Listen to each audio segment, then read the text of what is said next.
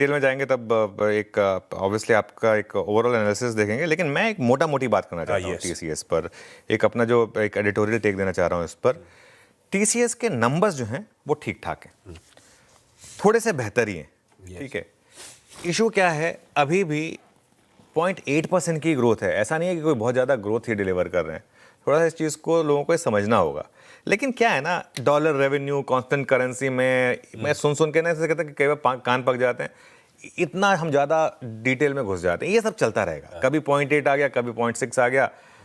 Eventually कंपनियों को कुछ नया करने की ज़रूरत थी। सबसे बड़ी बात यह है कि टीसीएस कुछ नया कर रहा है। हाँ। अब तक टीसीएस का सबसे बड़ा क्रिटिसिज्म क्या रहा है कि भाई आप लोग कुछ करते क्यों नहीं हो। हम एक बहुत बड़ी हेडलाइन बनी थी कि Infosys boys back the past, Oracle boys the future.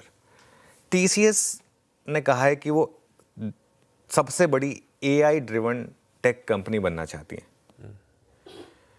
मैं भी 100 करोड़पति बनना चाहता हूं, लेकिन चाहत में और करने में फर्क है। वही फासला जो है ना, वो हमको एक करना, ये एक होता है कि हम चाहते हैं ये हो जाए, एक है कि हम करेंगे।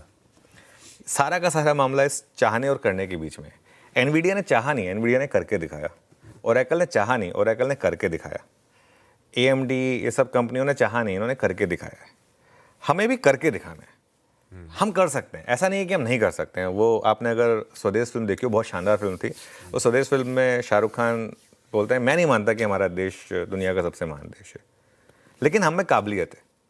तो मैं भी उसी कैटेगरी में बिलोंग करता हूँ। हम में काबिलियत है, लेकिन फैक्ट ये है कि हमने कुछ बड़ा करा नहीं है अब तक। क्या हम बड़ा कर सकते हैं, लेकिन कम से कम कंपनी ने एक इंटेंट तो दिखाया है, कुछ नया करने की सोच तो रहे हैं। इसमें बस एक चीज़ आएगी, वो एआई के साथ साथ डेटा सेंटर पर भी वो इन्वेस्ट कर रहे हैं। डेटा सेंटर की आरओई कम होती है, तो उस हिसाब से वो मार्केट को हो सकता है कुछ लोग जो एकदम कहें कि ये थोड़ा सा नेगेटिव भी हो सकता है कई लोगों के लिए।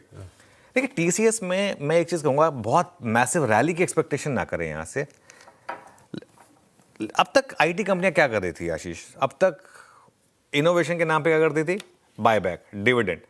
और इन्फोसिस का बहुत ज़्यादा कैश होता है, हर 3 साल में आके बायबैक अनाउंस कर देते हैं, लो आप अपना पैसा। अरे हम आपको पैसा दे रहे हैं, हम आपको वापस देने के लिए थोड़ा ना दे रहे हैं, आपको पैसा दे रहे हैं कि आप उस पर कुछ करें। यूएस कंपनियां क्यों ट्रिलियन डॉलर के मार्केट कैप पर पहुंची हैं? क्यों उन्होंने इतने बड़े बड़े मार्केट कैप बनाए हैं? क्यों? क्योंकि वो फ्यूचर में इन्वेस्ट कर रही हैं। सबसे इंपॉर्टेंट चीज़ ये है। और आखिरकार टीसीएस ने फिर फाइनली कहा है कि वो डेटा सेंटर में, एआई में, इसमें सब में निवेश की बात कर रहे हैं। अब इशू क्या है यहाँ पर, ये स्टॉक ऑलरेडी 6% चल चुका है।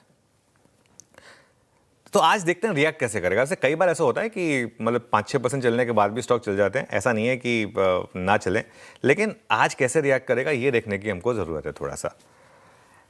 लेकिन एक फीलिंग आ रही है कि टीसीएस में शायद एक बॉटम बन चुका हो। अब वो जो 52 वीक लो का जो रिसेंट लो था, वो शायद एक प्रोटेक्ट रहे, और इस वजह से आगे जाते हुए ये भी पॉसिबिलिटी है कि अगले 3 से 6 महीने में आपको टीसीएस में 5 से 10% की एक रैली मिल जाए।